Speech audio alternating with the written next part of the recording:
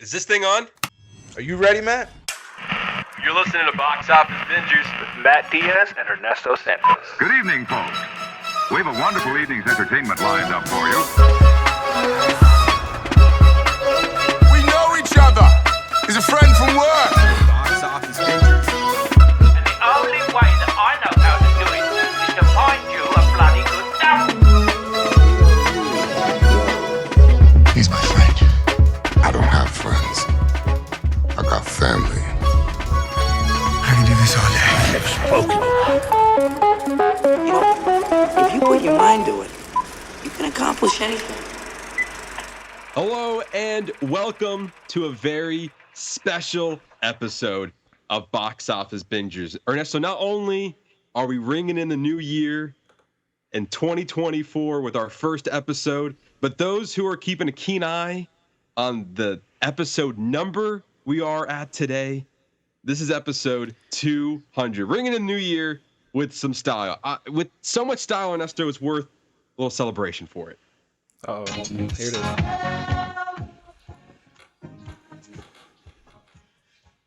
Great. Oh, yeah. There we go. I like those are not. That's good. Great. Oh, yeah.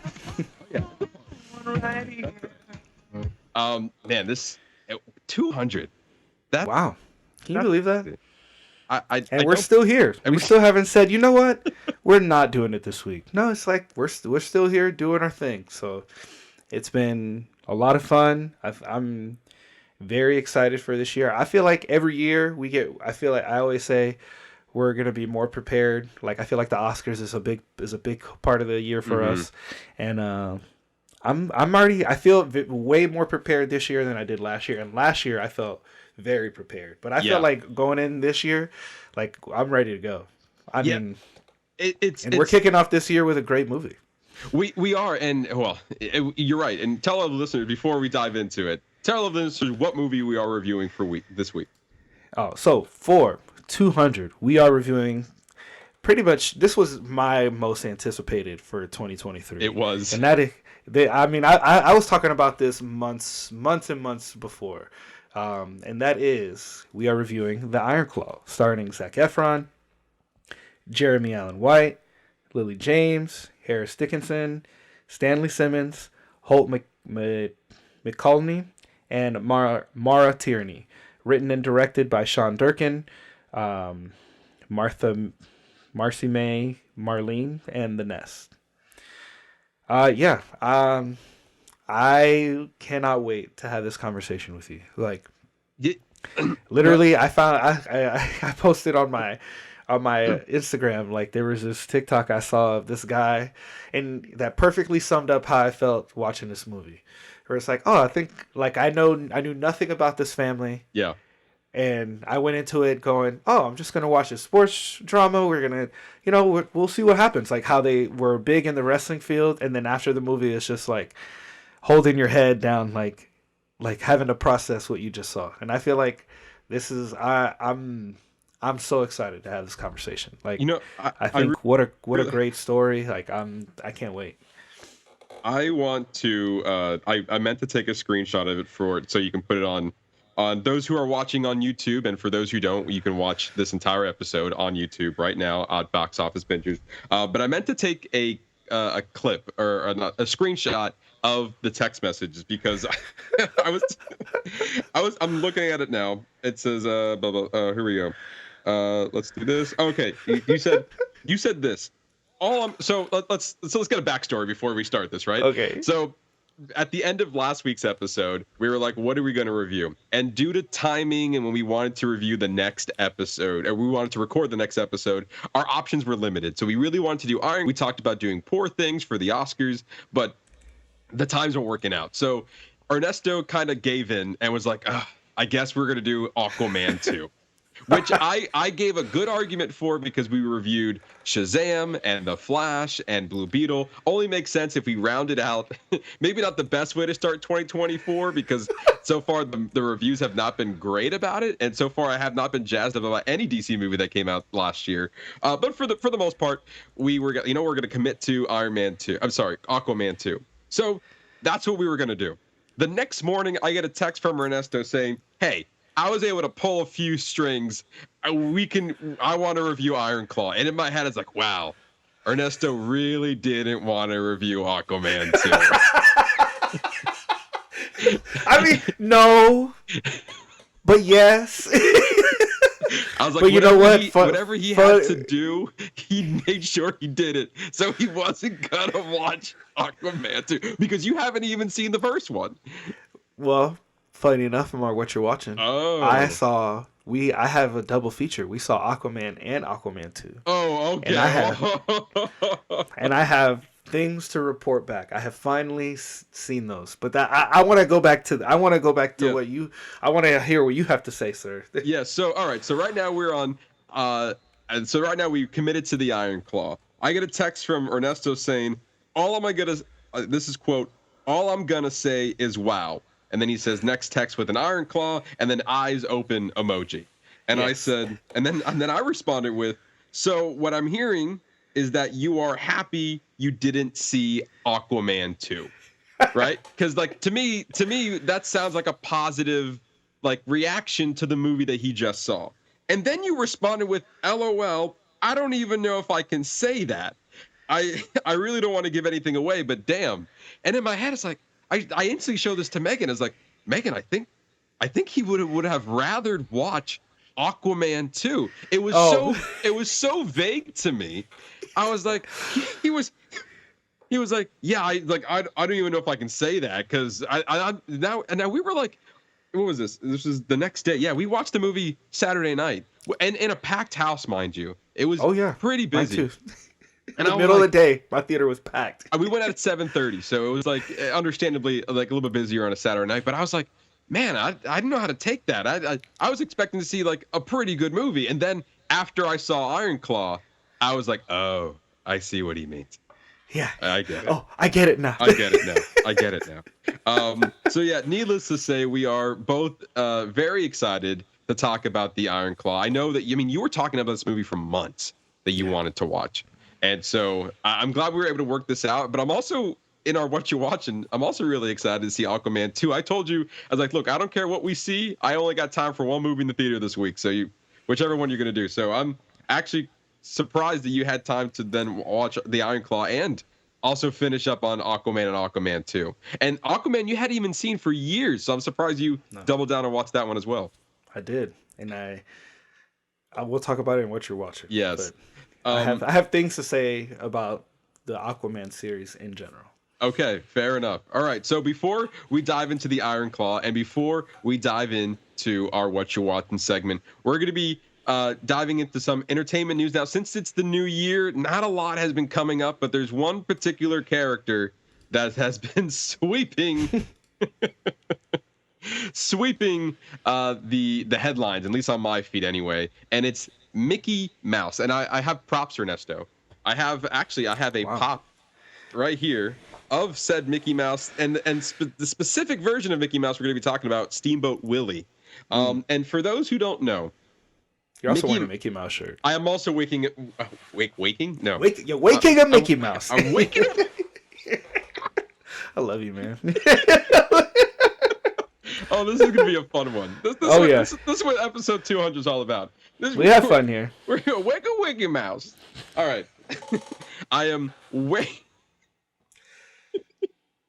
wearing a Mickey Mouse t-shirt specifically for this story because it's kind of a crazy one to some degree. I had fun reading it anyway. For those who don't know, Mickey Mouse is no longer belongs solely to the Walt Disney Company, as an early version of Mickey Mouse has now entered the public domain. As of January 1st, 2024, Mickey Mouse, featured in Walt Disney's 1928 short film Steamboat Willie, has entered the public domain for the first time. The good-humored rodent, which has been synonymous with the Disney brand for nearly a century, has grown and has grown into one of the most iconic characters in American pop culture. But since U.S. copyright law has last updated by Congress in 1998, allows copyright to be held for 95 years, Disney's sole claim to the character has officially ended, which is an interesting law. Like, no one company or one entity can control a character forever for more than 95 years. Like, I don't know why. I mean, you created it. It should be yours forever. So why does it need to be like, I guess because it's going to be it's because at that point I don't know. It's interesting, but maybe it's already a part of culture that much. Like you can't stop everybody forever from trying to recreate it in their own way, which we are starting to see. which we'll get into in a second. But I just find it's an interesting law, especially like obviously throughout the years, iconic characters have been going into the public domain. We saw it 2 years ago with Winnie the Pooh, which we'll briefly talk about. And then a video that I was watching saying that Tarzan, Sherlock Holmes, and Frankenstein are all now in the public domain. And we've seen movies, use those characters in different ways, especially Frankenstein. They've been utilizing that one in like various, like either not spin-offs, but like different iterations of what Frankenstein can be. And I guess at that point it's sparking creativity, right? Like the character's been around for so long that whatever it was representing before now could be maybe something else in the future. And also 95 years, that's a lifetime. Absolutely. Yeah. I mean, that's a whole lifespan. So I mean, at that point that person, I guess cuz that the person who created it is going to be gone at that point. That's very true. No. But in this sense, the version of Mickey Mouse, specifically Steamboat Willie, from the short Steamboat Willie, is now in the public domain. While we might start seeing more of Mickey, there are caveats. In a statement to CNN, a Disney spokesperson said, more modern versions of Mickey will remain unaffected by the expiration of the Steamboat Willie copyright, and Mickey will continue to play a leading role as a global ambassador for the Walt Disney Company in our storytelling, theme park attractions, and merchandise. There are differences between the 1928 Mickey and the company's mascot today. The Mickey of Steamboat Willie lacks the current Mickey's gloves and oversized shoes, and his eyes are small black ovals without pupils. So the version you see here on YouTube is pretty much the only version you can use. You can't use, like, even looking at my shirt, there's like the overalls here, the boots, the gloves, none of that you can wear. It's solely the black and white versions. I mean, but it's enough. The shape of the face is enough. Absolutely. Is really all you needed. Yeah, and other characters to hit the public domain as of January 1st, 2024 is J.M. Barrie's stage version of Peter Pan and Tigger from the Winnie the Pooh novels. Tigger will join Winnie the Pooh, who just recently entered the public domain back in 2022 and was already made into a sledgehammer-wielding monster in the 2023 horror film Winnie the Pooh, Blood and Honey. And Ernesto, there's that graphic. That's the movie that came out last year, Winnie the Pooh, Blood and Honey. I heard it was awful. People had reviewed it, and it was a cheap IP to make. Yeah. Like, somebody had to be the first. Yeah, exactly. And I think what we're about to dive into next is kind of that sentiment. All these different companies wanted to be the first to use the character just to generate these headlines, and the reason why we're talking about it right now. So Blood and Honey got its Winnie the Pooh, unfortunately, got his horror debut. Now, here's Mickey. It comes to no surprise, just mere hours after Mickey Mouse entered the public domain, Nightmare Forge Games announced a new horror video game featuring Mickey Mouse called Infection 88, a 1 to 4 player co-op PC game. Infestation. Infestation 88, a 1 to 4 player co-op PC game. The bio reads, in the year 1988, what was thought to be an outbreak of rodents in various locations morphed into something far more sinister. And you can see that there. I don't know why the rodent is wearing pants and a hat, but... Well, the hat solidifies it a little bit more. Yes. As you can see there, it's pretty terrifying. Well, not that bad, but still a version of Mickey you would not see out there in the world, I should say. The game also promises more twisted versions of classic characters and urban legends, and it will be released sometime in 2024. So the video game market has now started this. But if that wasn't enough, a new comedy horror film called Mickey's Mousetrap. A trailer for that movie was released also yesterday on January 1st.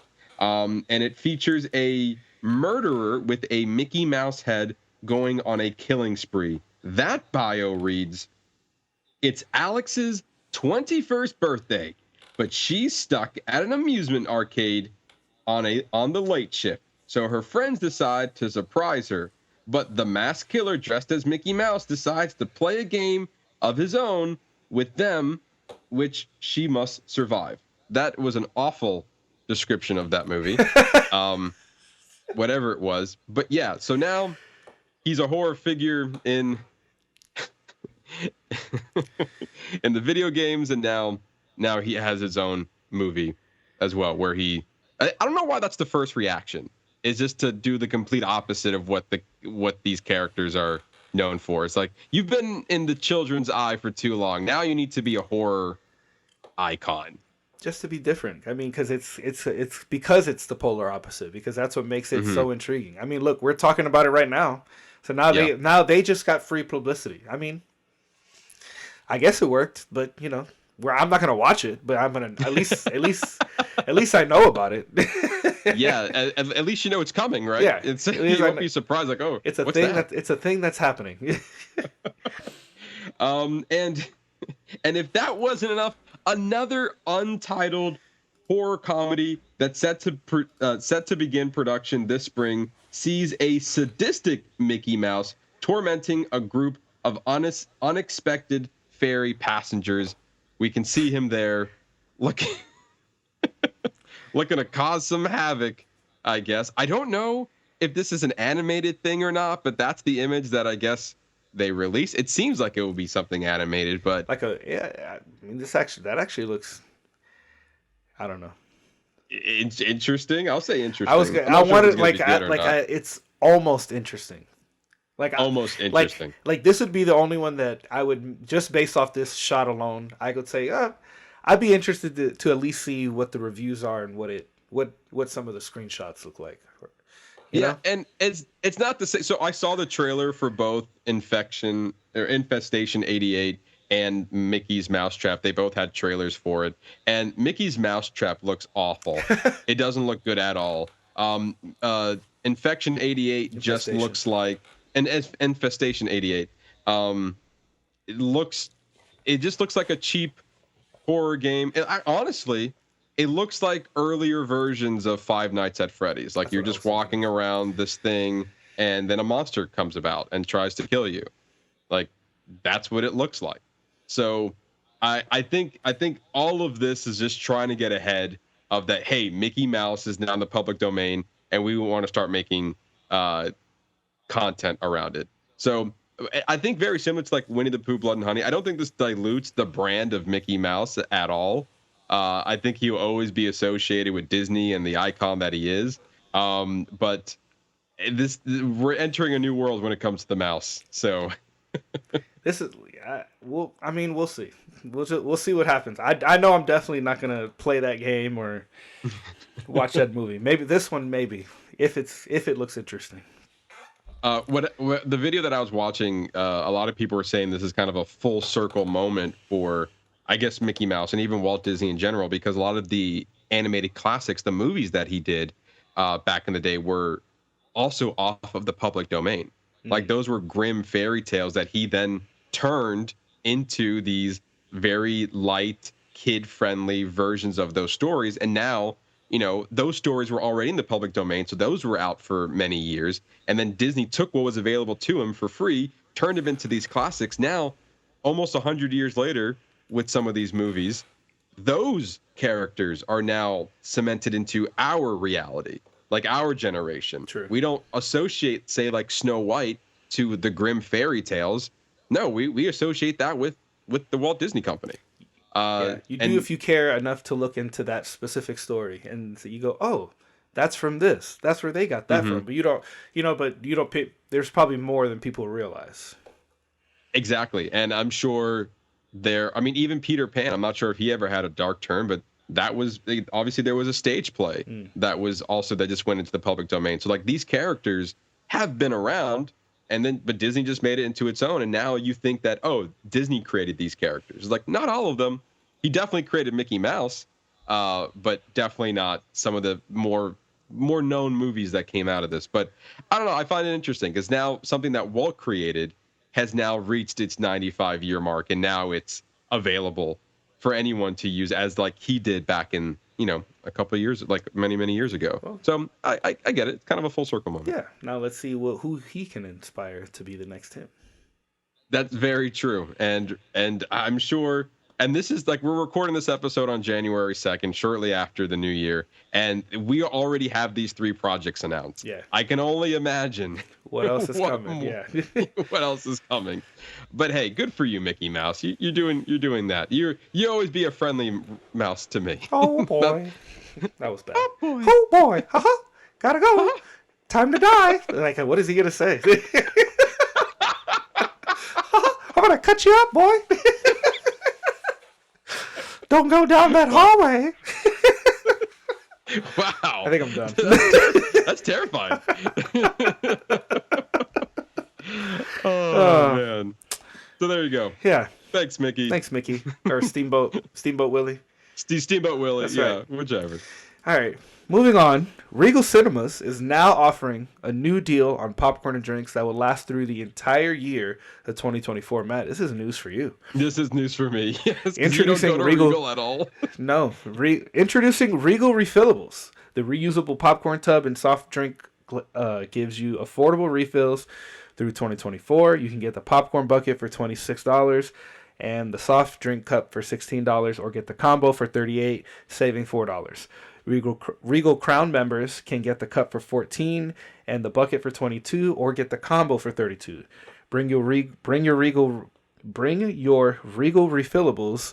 That's such a mouthful to say. It is. I brought my Regal refillables with you whenever you see a movie to get a popcorn refill for $6 and a drink refill for $4, or the combo for $10 every time you go to the movies in 2024. Now that's a good one right there. Doing the combo. Oh, $10. There you go. It's not bad. No, especially if you go all year. Somebody who's like yourself, a part of the crew. Yes. You can buy the tub and cup separately, or purchase the combo, and they will come filled with popcorn and soda on your initial purchase. This is obviously great news. I think that AMC does something very similar. I've actually, because it's just recently that I started to notice that they sell these souvenir tins, but for very similar prices. But it's something that I've never looked into. But I guess, I don't know, because sometimes I go to the movies and I don't eat anything. I just bring my bottle of water. I go sit down. I watch the movie and then I leave.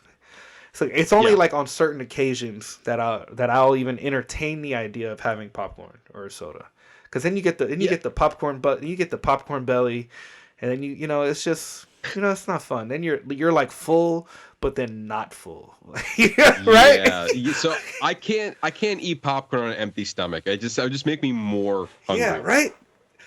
But I found this deal interesting, right? Even if you're not a member, you spend $26 on a refillable bucket that now you have to, 3 things. You have to remember to bring it, you have to clean it, and then you have to use it. So most buckets, even the souvenir buckets, you take it home, you don't take it back, you don't bring it back. But I see the value in it. I mean, you're helping save the environment. You're gonna come. True. Like somebody like yourself who's gonna come all year. Like now you have something that you can bring.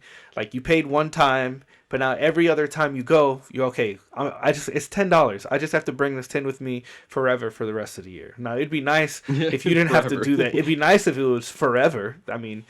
But right. You got to buy a new one every year. Like that's not going to want to work, because let's say we've been doing this for 5 years. You're going to have a collection of buckets for every year. Like how pretty is this bucket? Like is it like a nice metal tin one? Like are we saving at that point?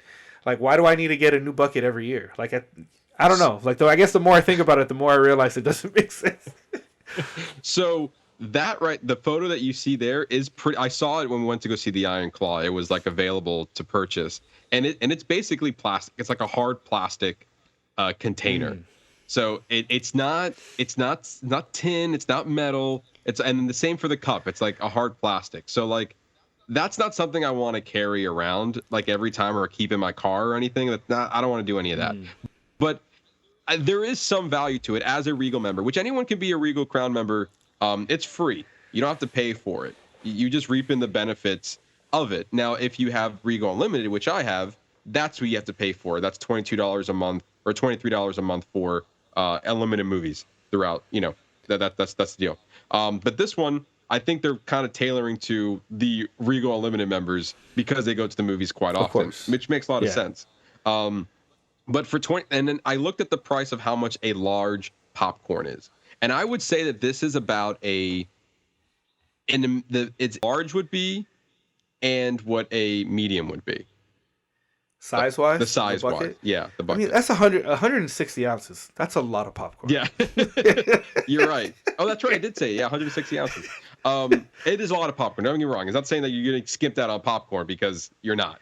But the small is not, for some reason it's $9.30. It's not like an even price. So if you want a small popcorn, it's $9.30. A medium is $10.30, and a large is $11.30.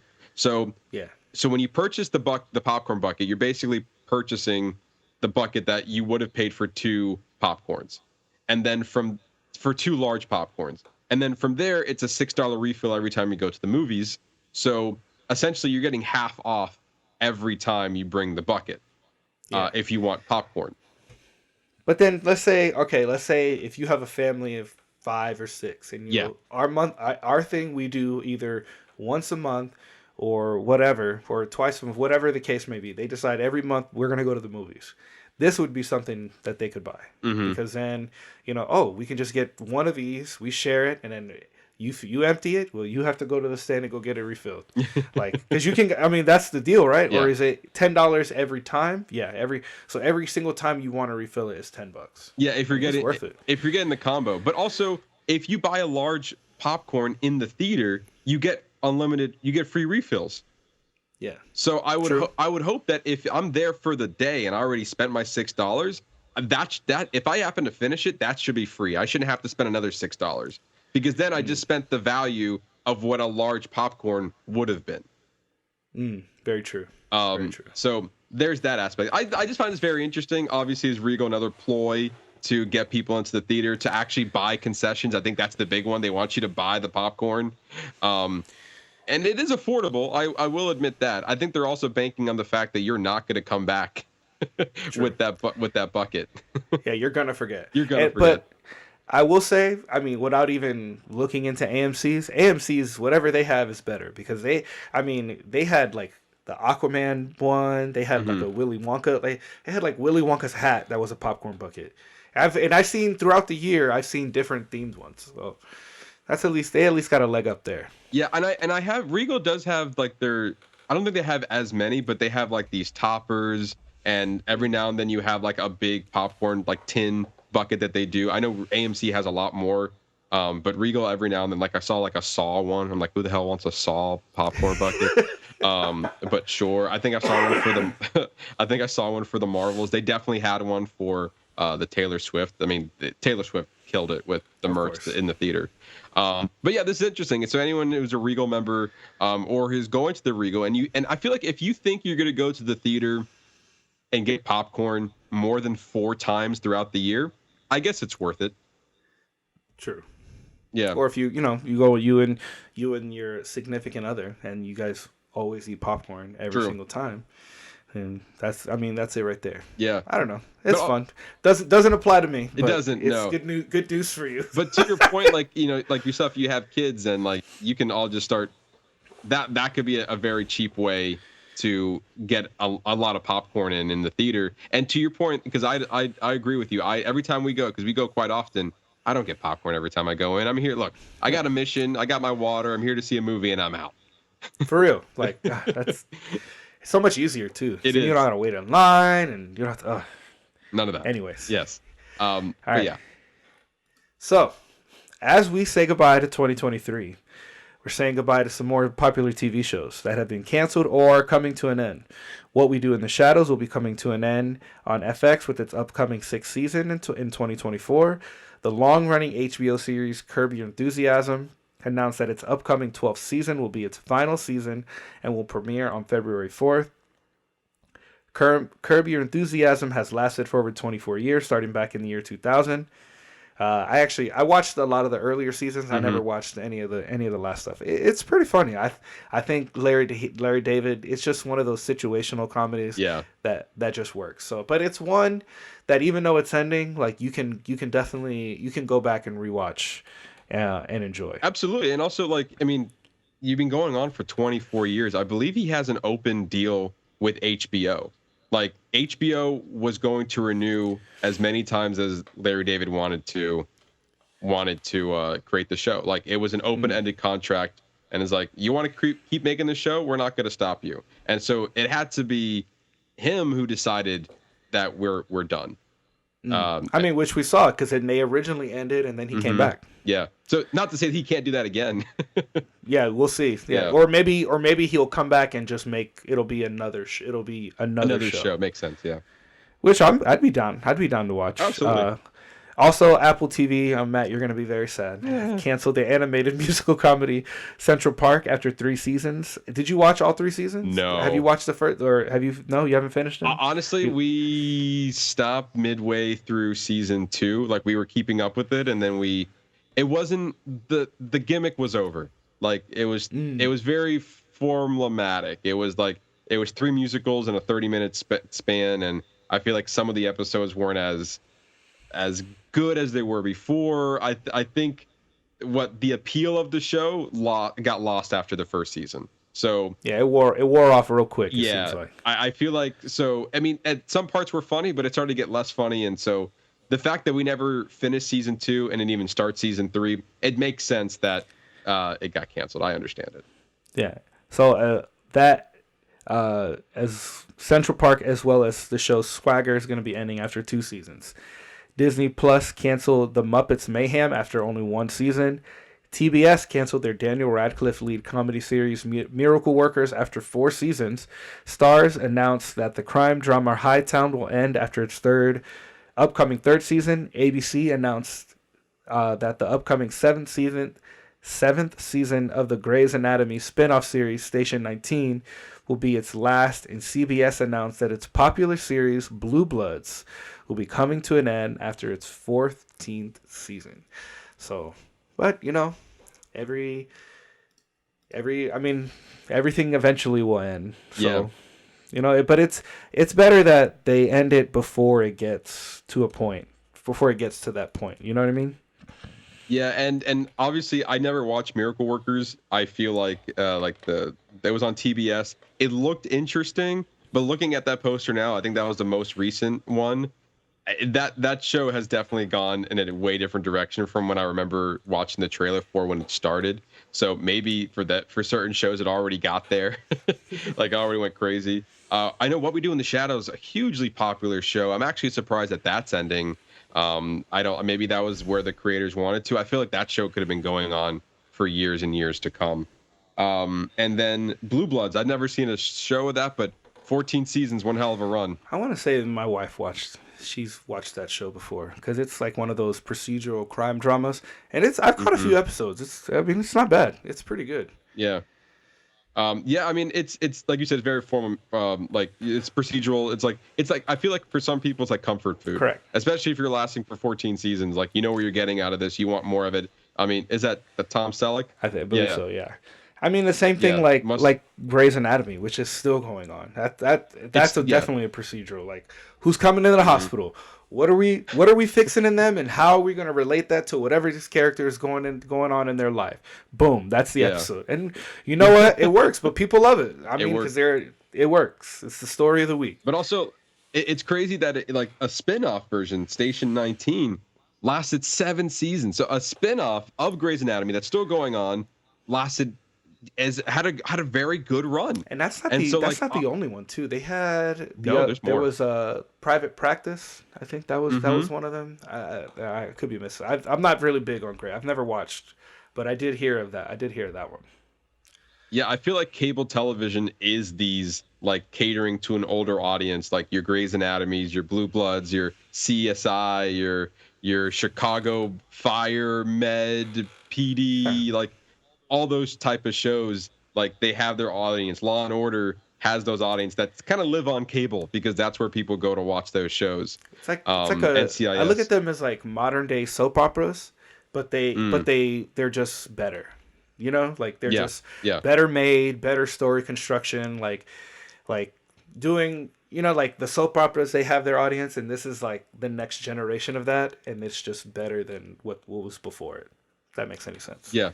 Yeah, I mean, it makes sense. I mean, as long as people are watching and the ratings are good and butter, they're gonna keep putting it out until for whatever reason they're gonna cancel it. But now, as you see, all the more watched popular shows are now making its way over to the streaming. And so, like, those are the shows that actually have, like, deeper storytelling. They probably have more funding at this point. Those shows are probably, you know what you're paying your actors, you know what raises they're getting, you know what shows you're doing. You have your staff writers, and they have an endless amount of procedurals that they can come up with to make this show ongoing and lasting forever. So, like, there's TV for other people, and then there's TV for other people. So, but as with everything comes to an end. And so, yeah, there you go.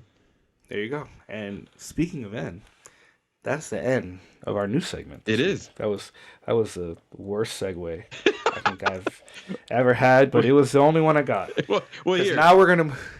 Let me. What we can say here?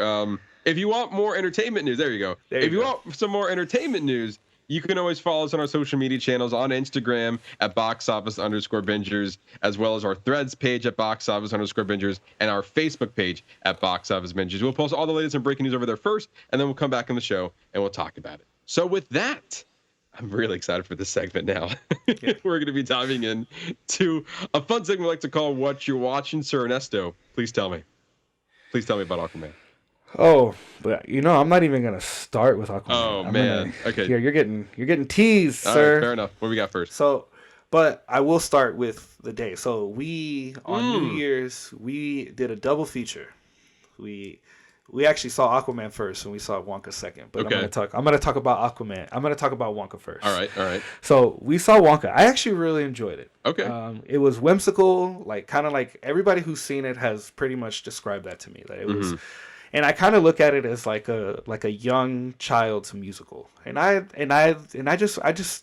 mean it was enjoyable. Like I don't understand I don't know. I liked it. I thought Timothée Chalamet did a good job. I think you said you didn't like it, right? You didn't really care for it. It was like, I guess what movie were you looking into? Like what movie were you expecting? And I feel like that's where that's kind of where I fell off a little bit of it. It's like Timothée Chalamet, great performance. The musicals were also good. The music in the movie, it was fine. I couldn't tell you a single song right now from the movie because I feel like some of the songs were a little bit forgettable. But at the moment, they were fun. Yeah. And then obviously whimsical, which I spoke about last week. Yeah, it was a little bit whimsical. But my biggest gripe with the movie was that you're a prequel that didn't do that job. Like you didn't tell me anything new about this character that I wouldn't already know about just by watching Willy Wonka. And also, like, Willy Wonka has a little bit of a dark side to him that we never really got to see that explored in this movie. And so that's what I was looking forward to if they were going to dive into that, and they didn't. So here we are. But I wonder if just in the ethos of the Wonka-verse, like, is this before he became cynical? Because wasn't it... Because I had this conversation with somebody, because I thought that at a certain point, he became like a recluse. He like kicked everybody out of the factory. But this is before that. So this is the happiest point of the start of it. So I guess I kind of looked at it that way. But what I did like, I liked that he wasn't trying to be Gene Wilder. Like he was his own thing. And I think the best comparison I can think of is like Will Smith being the genie, his own version of the genie, and not trying to be Robin Williams. Okay. And even that comparison is a little bit different because that's a direct copy, like story, whereas this is like an actual younger version of Willy Wonka. So I mean, the expectation is for him to be different. So I mean, I don't know. He's young. He's still full of hope. It worked. It worked for me. I don't know. It worked for me. Yeah. And I think that was the point of the movie, right? Like, you have a dream and you want to see it come to reality. At the end of the movie, it was a very happy ending. He got to start building his chocolate factory. Correct.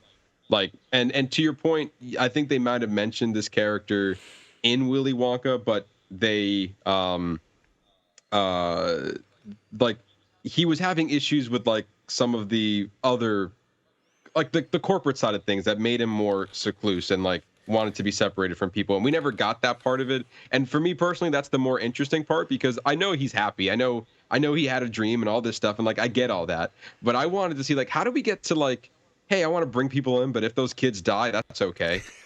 So that's gonna be the next one. Yeah, I know, right? It's gonna be Willy Wonka.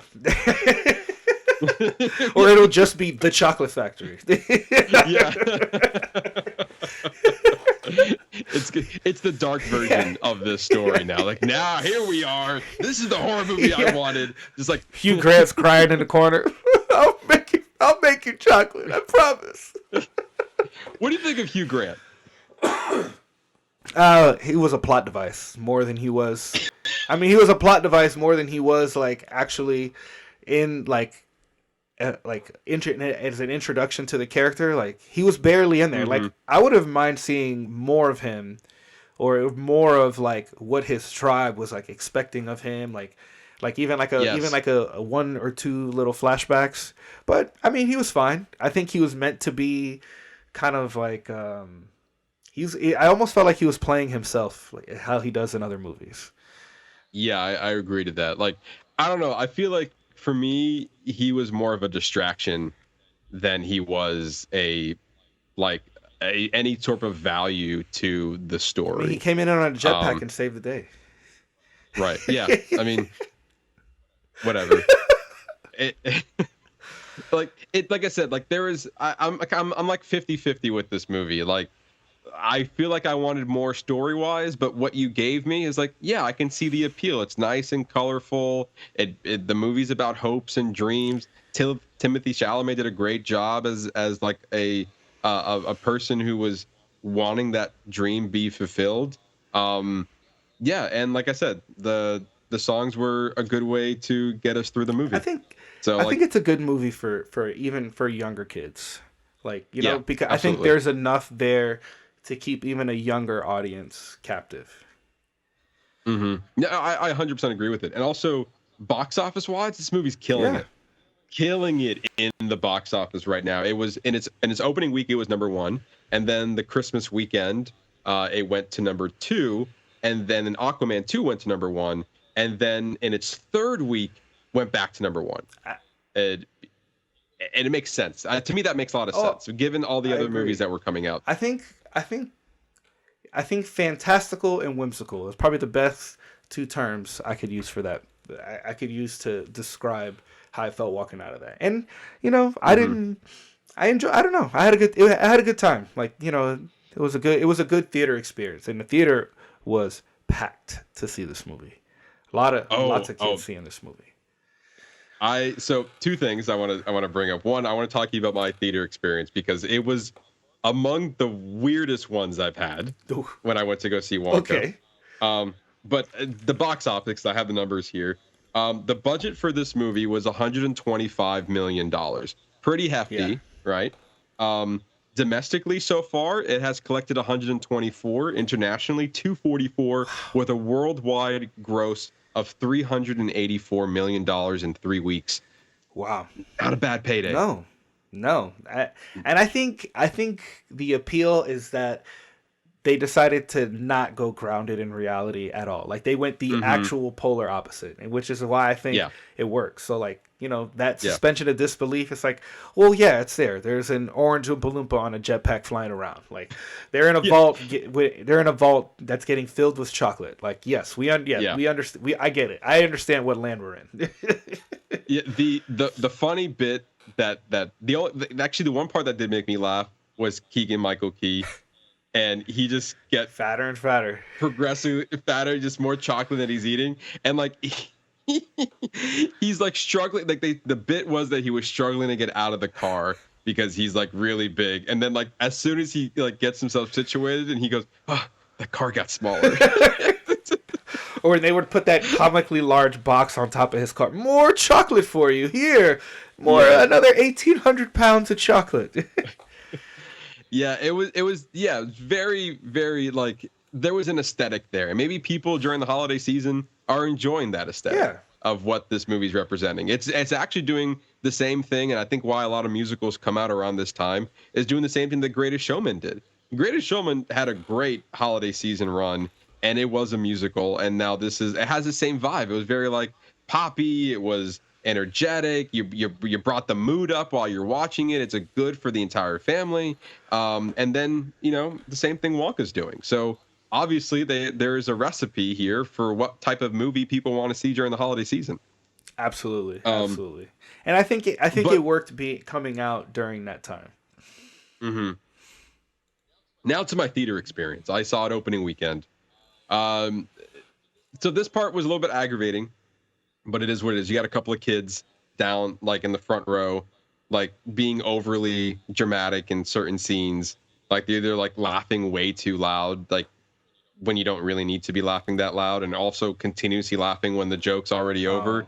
And then they're also like making comments about certain scenes in the movie. Like they're being little hecklers for it and kind of ruining the experience for everybody else. But surprisingly, that wasn't the worst part about the theater experience.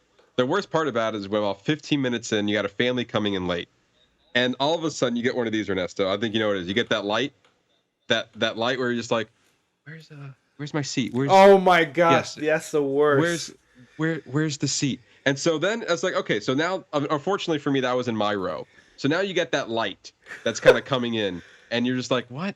Like, come on, guys. And then they sit down, right? They find their seats. This is the crazy part. They came in with a full bucket of popcorn. They decided with the light on, they had little mini cups to distribute the popcorn. No. They did that while the movie was going on. So now they're distributing. You get the whoosh. And then like there's like 6 of them. So then now they're passing it around. There's 2 people that went to the back row for some reason. I'm not sure if they were supposed to sit with them or not, but like they decided I'm not sitting here. I'm sitting back here. And so it was like a whole, like it felt like 10-minute production. Oh my gosh. Like 15 minutes into the movie. And I was like, what is happening right like now? After you already settled. Yeah. Like settled. Everyone's like watching the movie. Sure, you got those stupid little kids down there, but like whatever. I can deal with it, but not this. This is the disruption. You got the light on. You're trying to distribute popcorn from a large bucket. Like, no. Just sit down. You lost that right when you showed up late. I'm just saying. Crazy. Just ridiculous. But anyway, Wonka. Yes, it's the holiday movie of 2023. Yeah, I think it was perfect for the timing that it came out. Mm-hmm. So Matt, Aquaman. Yay. So I'm gonna say this. So we ended up seeing both of them because unfortunately my wife got sick on New Year's Eve. So we kind of just stayed in and watched movies. So we watched like, oh, you know what? Let's watch the first Aquaman. I didn't know that the first Aquaman is a 2.5-hour movie. For a movie that does not need to be 2.5 hours. Okay, like if you're gonna be whimsical here, and I guess this is my issue. Like it's fine if you want to be a surface level slapstick funny movie, but then you don't. If that's the route you want to be, then you don't need to be 2.5 hours. You can be a solid 90. Keep a short, concise story. Tell your jokes. Get in and out. Bada bing, bada boom. That is not. Bada bing, bada boom. And I actually don't even. I don't know what the runtime is for the second one. I didn't actually look, but it seems like it was about 2 hours. It was more maybe like an hour 50, close to 2 hours, because we. 2 hours and 4 minutes. Yeah, very very close. See, I was close. I actually liked the second one better than the first one. Like I said, they were fine, surface level for my overall liking. But in getting preparation for it, I was like, well, I want to get a feel for the character. I'd never actually read any of the Aquaman comics, and so I read the Rebirth series, which is the current run, And I was like, well, let me just do the first 6 issues, because the first 6 issues, there's an issue that features Superman, there's an issue that features his fighting with Black Manta, but what they do is I pulled the clip for it, the panel for it. It's this Aquaman and Mera, and I feel like this kind of encapsulates what the series is, kind of him as a character, where it's his love, where he's in a diner eating lunch with Mera. So it's like he's with the person who he loves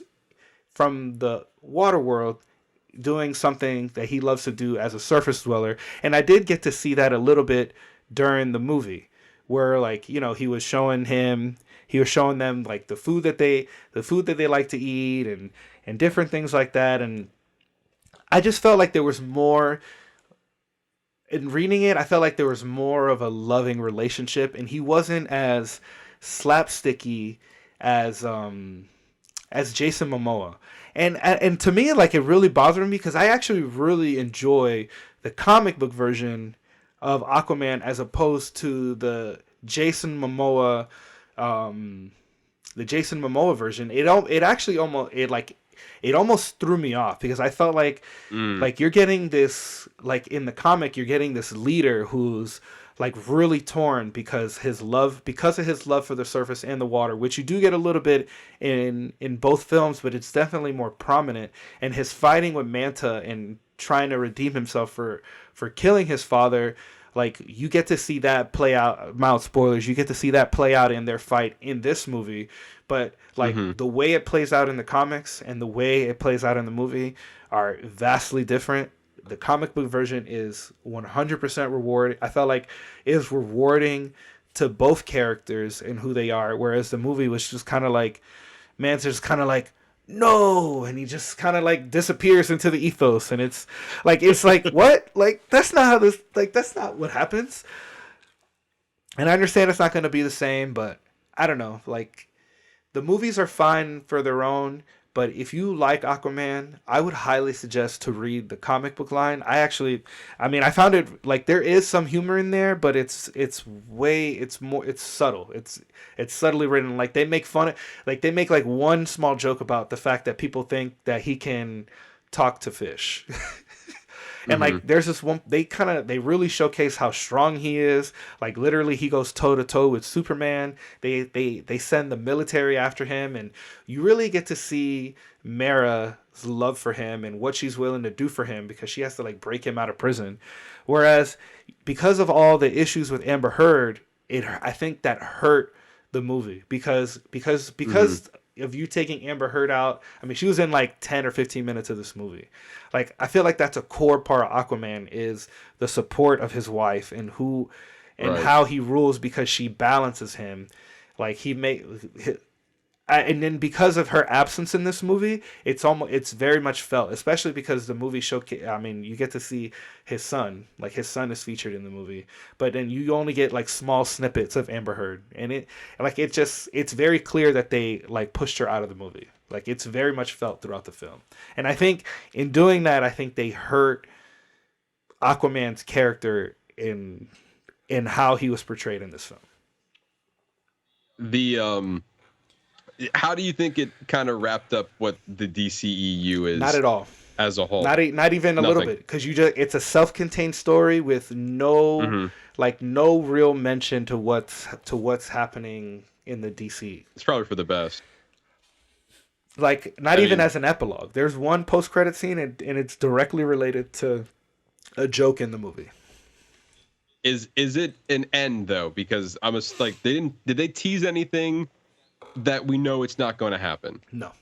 Or did we get we got a definitive ending to this story? Yes. Yeah. Okay. They put us at a stopping point. Like, okay, this is Aquaman's thing now. Like, he's grown. You get to see him grow as a leader. You kind of see him established into the next step of where he's going to be.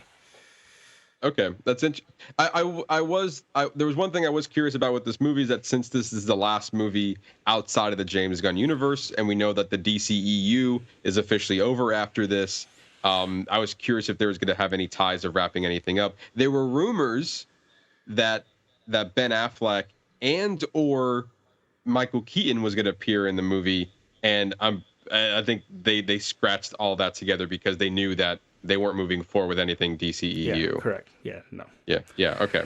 And I don't know if that would have made that movie better or worse, but it sounds like you didn't hate it. No, and here's the other thing. Like we went, we went, the three of us, me, my son, and my wife. So they had a good time enjoying it. So it's like, I mean, who cares? Like it's fine. Like Yeah. It's also, I also like didn't hate it. You know what I mean? Like there are certain movies that like I'm just like, oh my god, I'm just waiting for this shit to end.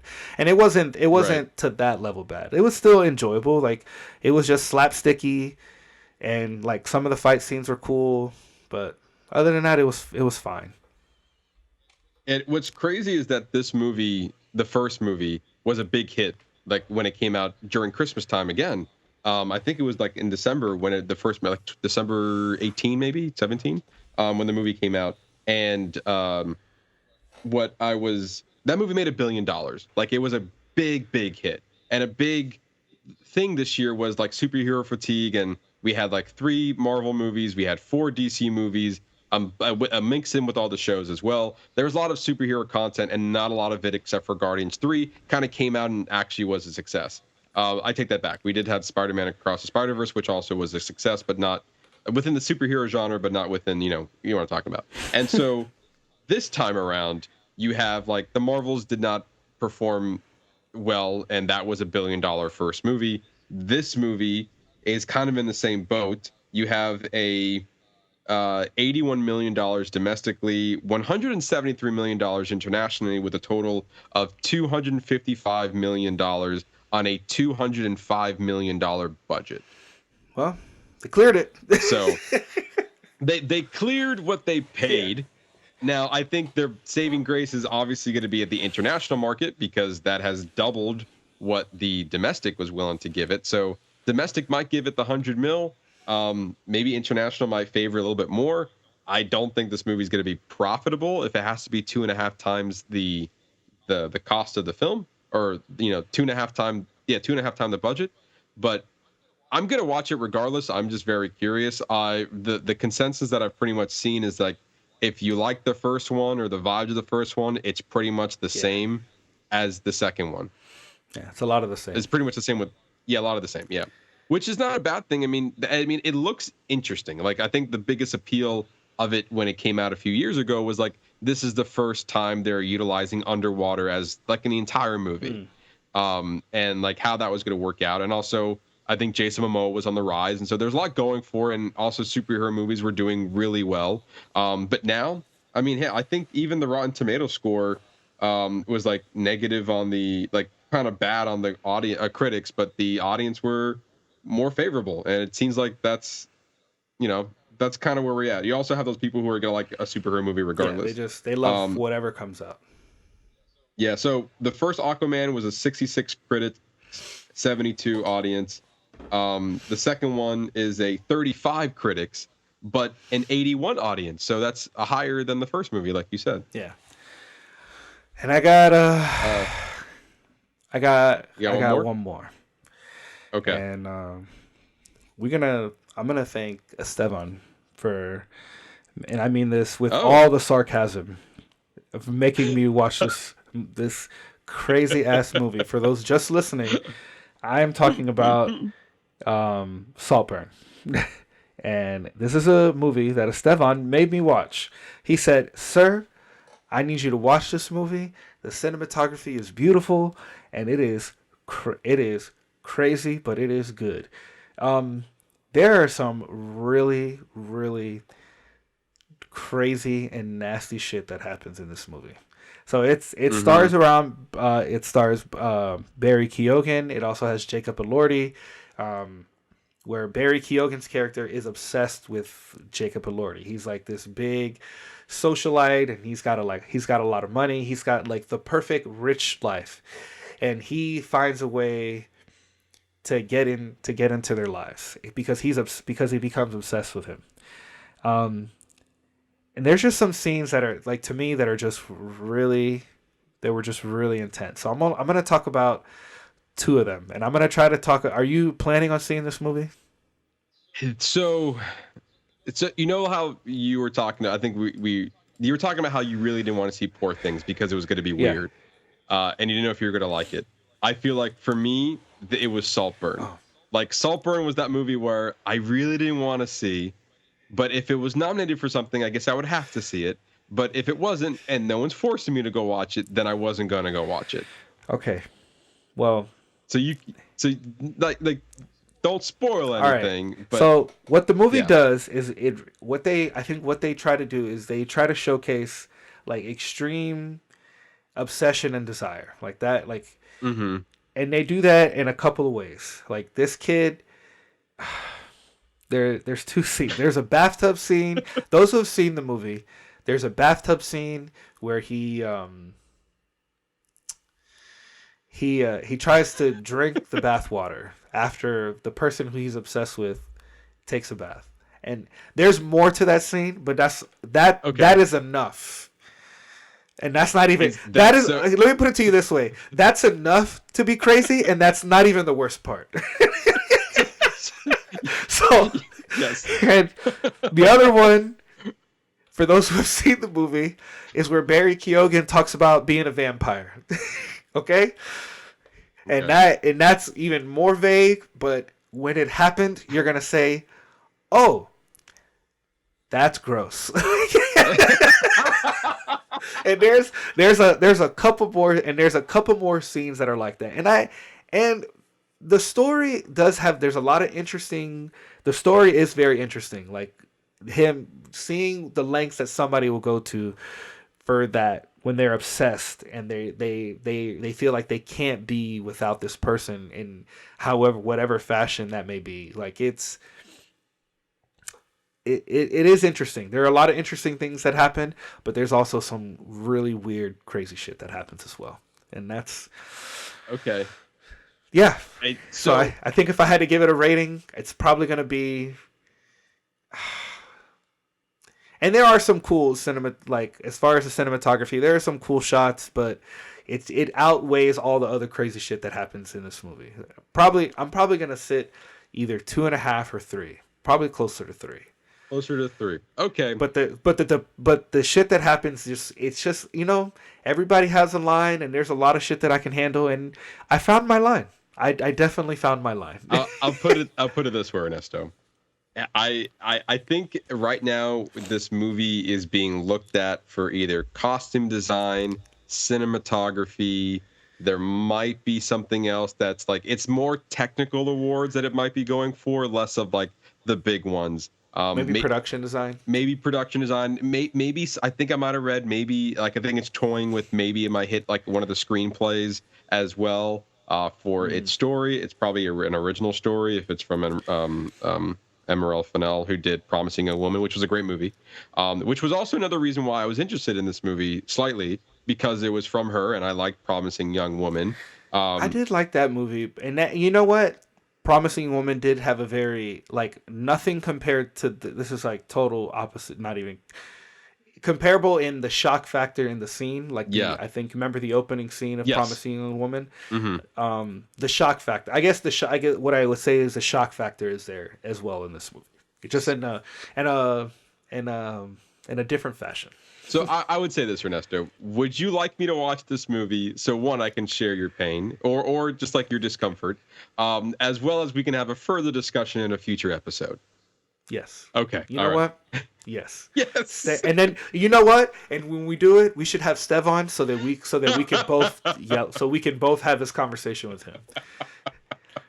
Because if you see it, you're gonna look at me. You go, Ernesto, why did you make me watch this? How long is this movie? Well, it's funny because 2.5 hours. It's over 2, I think. Is it over 2? Come on. It's like 2.5 hours. It's pretty long. Jesus, what is with all these movies being over 2 hours? Okay. This movie is 2 hours and 11 minutes. All right, that's not as bad, but still long. Okay, I will watch it. I'm not sure if it'll be by next week, but probably the week after. This movie I will watch. It makes it easy that it's on Amazon right now. It was very quickly from the theaters to Amazon Prime. So It was like not even a month from like I think the movie was released on November 17th, and then by 22nd December it was on Prime. So I'm not sure if that was by design or what, but yeah, I will watch it. I'll also get to Aquaman. We'll have further discussions in future episodes, but yeah. So that's all I got. Okay. It's been a busy couple of days, but I was able to squeeze one movie in for my Whatcha Watchin. It's a movie that Ernesto has already seen as well. Sound of Freedom just hit Prime a couple days ago. It's been a while because the movie came out during the summer, during 4th of July weekend. And we're taking a huge shift on the tone of the movies we were just discussing. Yes, we are. Because, and here's the thing, it's been a while since a movie had me in tears in the first 10 minutes. I told you. Not since Up, really. That like a movie can get you that invested on what's happening in the story that quickly. And then if anyone has a heart, at the very least. If you're a human being. If you're a human being, it's like, and it's based on a true story. It's about the human trafficking, specifically with children, and other parts of the world. And you have this guy, what's his name, Tim. It's been a while since I've seen Tim Ballard, going in there, and he works for the government. I forgot exactly what faction it is. And he's basically been, taking down pedophiles. And he says that he's got like over 200 pedophiles in jail, but no children captured from those, bad deeds. And so then he takes upon himself to go and try to retrieve these kids that have been kidnapped. And it just goes down this path of just like I think what really gets me the most is that the movie takes a lot of time just showcasing the weight of what this situation is. Yeah. And how how powerful it is, how serious it is. It's like how emotional it can be, like the drive that he was willing to have after he saved the first child to do more and more. It's like he quit his job for it, to continue this because he knew it was the right thing to do. And to me, there were some scenes that, if I'm looking at it on a movie perspective, was the acting great? No, it had its moments. Like it wasn't great acting. This is also an independent studio, and these actors are not 100% well known.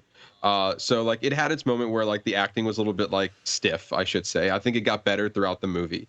But I feel like any problems that I had with the movie itself, you kind of just throw it out the window because of the subject matter that they're tackling and the way that they're doing it. Like any faults that I had with it outweighs by a lot of what the message is of this movie. Absolutely. And it's one word for this movie is just powerful. Like it really just sucks you in on, hey, these kids are getting kidnapped and you're going to feel for every one of them. And then at the very end, you get the end card of just like, it's almost like, yeah, it was more of I wouldn't call it a happy ending, but like the story that we were watching has a happier resolution. Mm-hmm. But that's not to say that like this is still an ongoing problem. And though he was able to save like a few hundred, doesn't matter because there are billions, like there are not billions, millions out there that are still, kidnapped, suffering in all these different situations. And wow, just wow. Yeah, it's fantastic movie. I haven't seen it in a while. It's good to know that it's on. You said Prime. It's on Prime now. Yeah, it just hit Prime. To me, like I think the opening of that movie was really what sucks you in because like you have this long zoom in shot of a girl into her bedroom, and then like the story kind of takes place from there. And at the very end, mild spoilers, the movie ends the same way, just in reverse. Mm-hmm. But you get a whole different meaning out of it. Here's like at the beginning, here's this innocent child just playing in a room, and now on the back end of that, here's this child that just went through hell, and now back into her room. That room doesn't look the same anymore. Yeah. It's quite powerful. Like I said, does the end of the movie still have that like sit down with Jim Caviezel where he's like talking to the audience?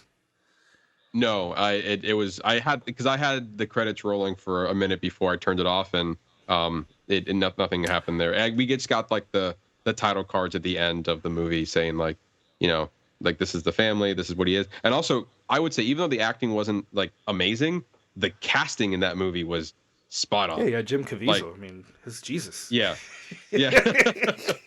But also like they did like this really cool fade where like they had like a close up of Jim Caviezel and then like they swiped and it showed like the real life version and I was like, whoa, very similar. Yeah. Very, very similar. So good job casting. But yeah, what a powerful movie. It took a while. It was on Angel's streaming service because I guess they have a streaming service.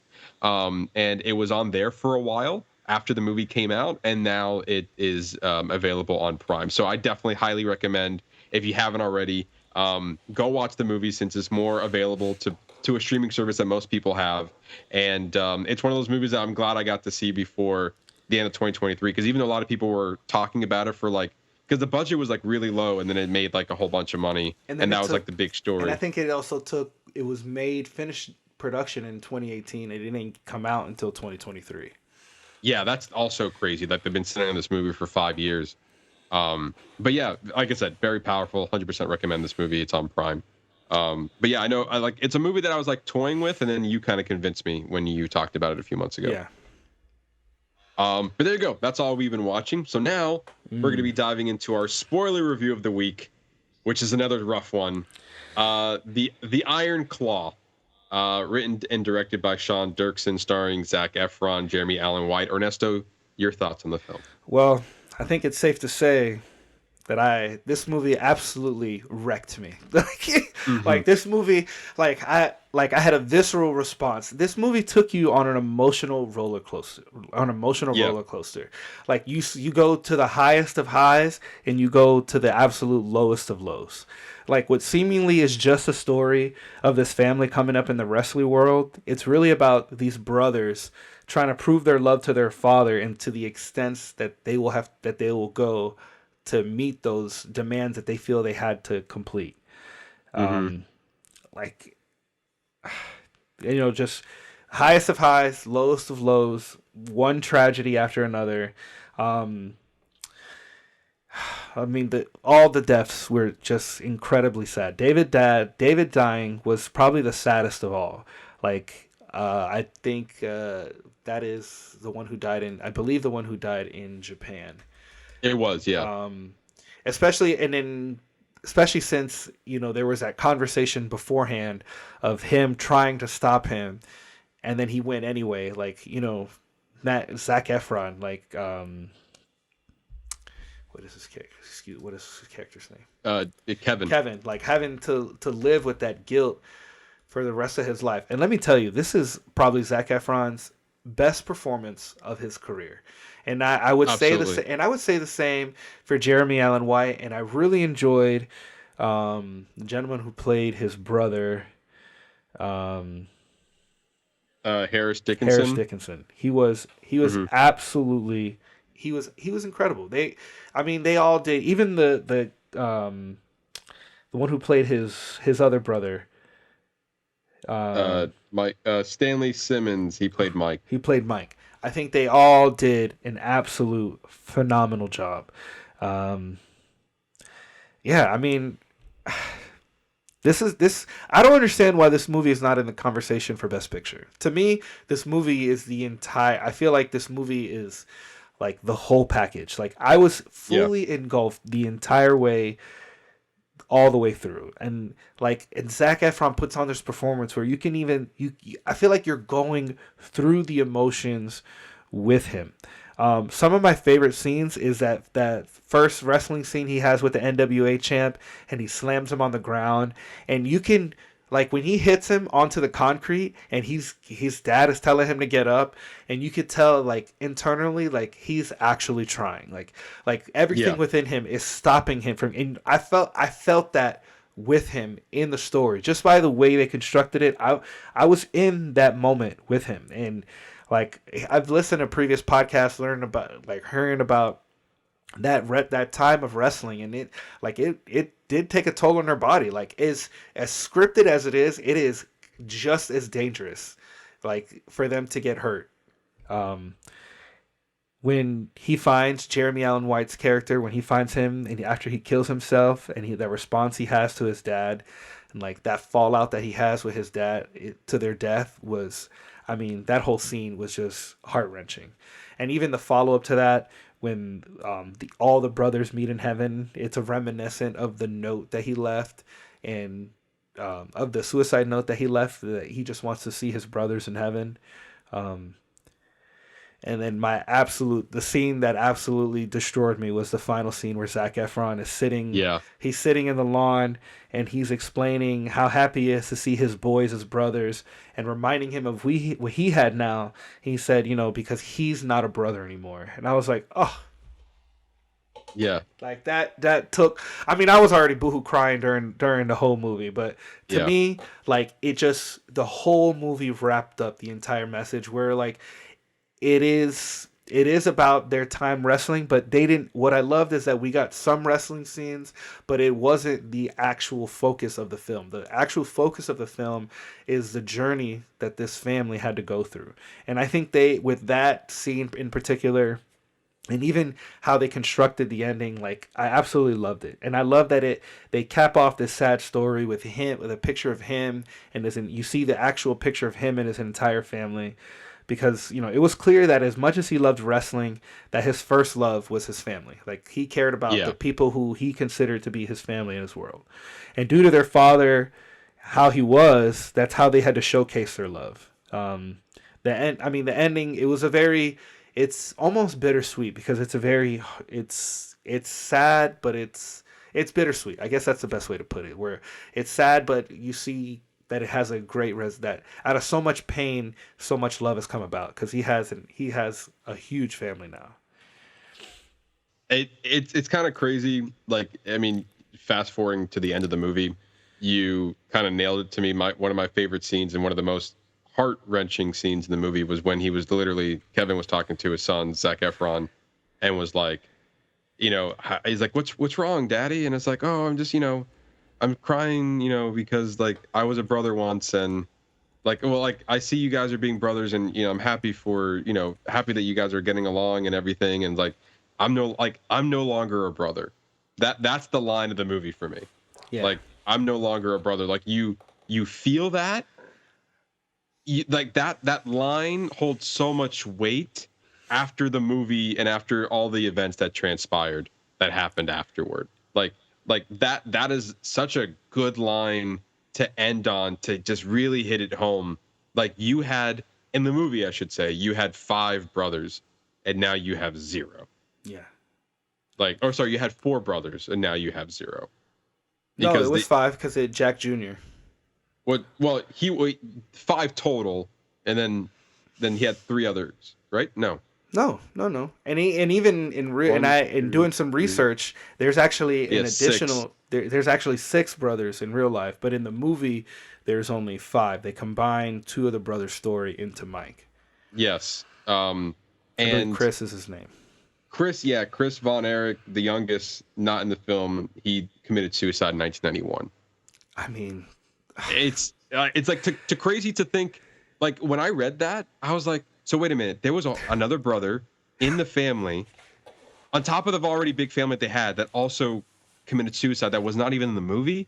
That makes the story more tragic. That means there was more people involved in this situation. And I think the movie did a really good job really kind of honing in, like what you were saying. It's like, it's not to say that they were pushed to their limits and their own devices, trying many things. They're trying to build a career, their stresses, their father, the pressure, but it hit everybody, like the entire family, in this way where all of them, because of throughout the sport or through the family or through whatever, had decided to take their own life, or just fell deeply sick to then having to pass away. It's heart-wrenching. It's heart-wrenching.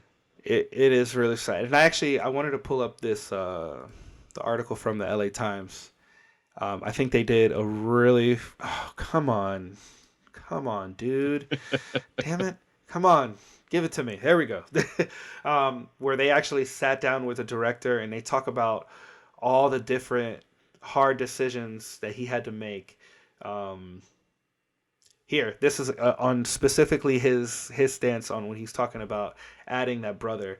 Sean Durkin said it was one more tragedy that the film really couldn't withstand, and he goes into detail about him having to make these decisions because he wanted to really hone in on Kevin's story, and that while that is a part of the story, that it almost would have taken away from it because of how because it would have just one more thing that he had to contend with. Like I understand what he means. Like it would have got lost in the shuffle. Like is the audience going to be able to handle how tragic his story really is? And almost like if you really love the movie and you even do like 30 seconds of research, you be able to see like, wow, they went through so much more that the movie couldn't even encapsulate in those 2 hours. This is actually a really great article. I recommend, if they let you read it, is to read the LA Times article that they have, the interview they have with the director. He goes into all the hard choices he had to make about the script, and that even talking to Kevin Von Erich about, after letting him see it, about how he wrote the whole story, and then he let Kevin know what the broad strokes of the movie, that it was a planned drama around what his family story is about. And actually right here, he says it. Kevin says to him, "The thing I care about most is that people know how much my brothers and I loved each other," says Durkin. And I said, "That is the movie I'm making." So like, I think, how hard is it? Like, hey, I'm going to change your family story a little bit so I can tell a more effective story, and to have his blessing, that must be like so rewarding. Like, because he wants to do his family's justice, and it's clear within the film that this family story was handled with care.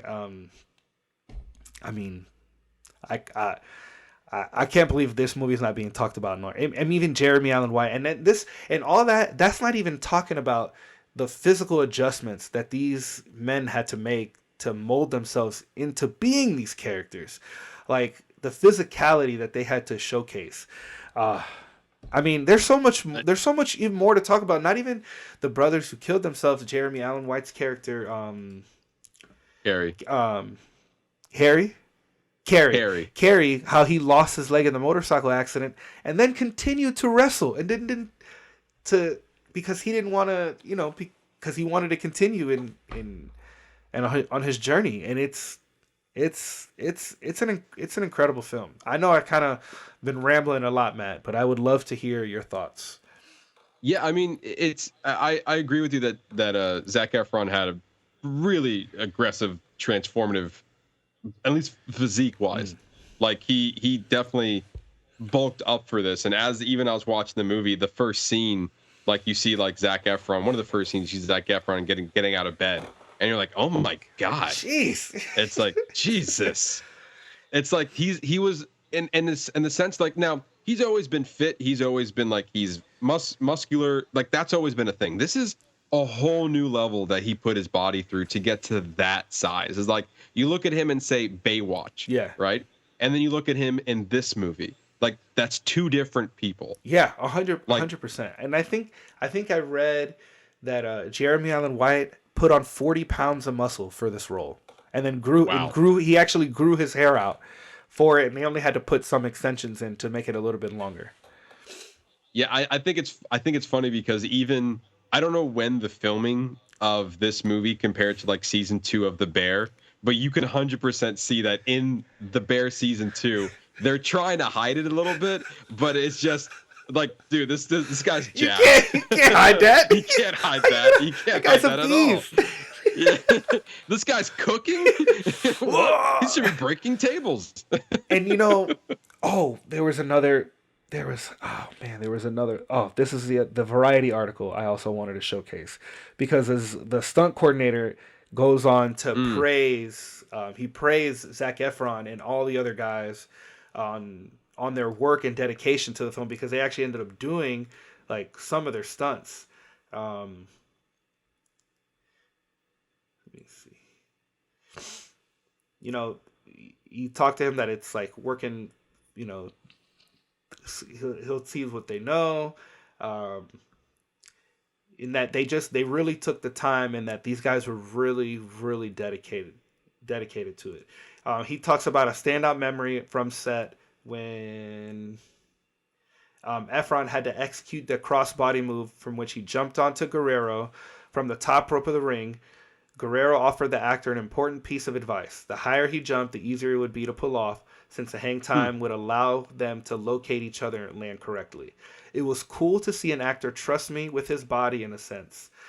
The former WWE wrestler explained that everyone on set pushed each other to be better. The actors and Guerrero himself were inspired by Efron's dedication to the role of Kevin Von Erich. Zach was a machine, he says. We'd be in the ring, and he would go, hold on, let me get this meal in. And he would get a quick meal, ready meal, and then come back in the ring. And then an hour later, he'd be like, oh, let me throw down a protein shake. So you have this competitiveness between the actors, too. Jeremy was saying that he saw Zach take off his shirt in the ring, and he's like, oh, man, I got to step it up. Guerrero had the same reaction as White. I saw Zach and I was like, wow, okay. Each actor brought different natural abilities to the ring.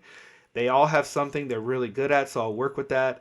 He said Harris, Dickinson had done some boxing before. They have different approaches to it. They just highly talking about their dedication to this role, and it 100% showcases throughout this movie. Yeah, and I think, you know, I saw this movie with Megan, so we were on the drive back home, and we were talking about some of the scenes, but specifically again with Zac Efron, like we all knew him from High School Musical.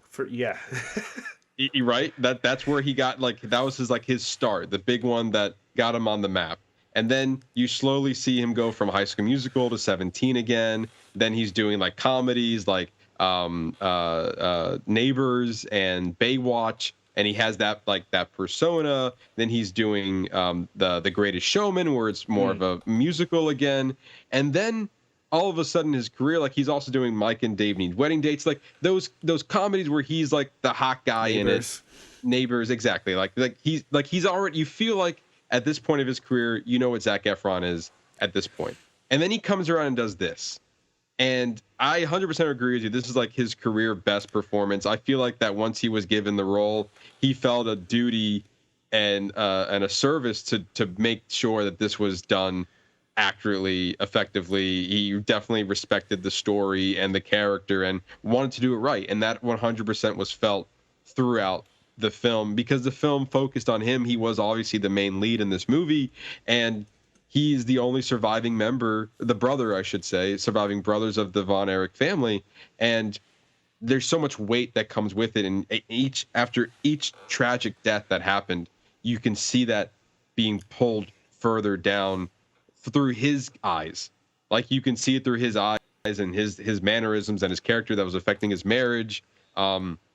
And everything, and like obviously the relationship with his father and what he wanted, and kind of in a way he kept getting pushed aside.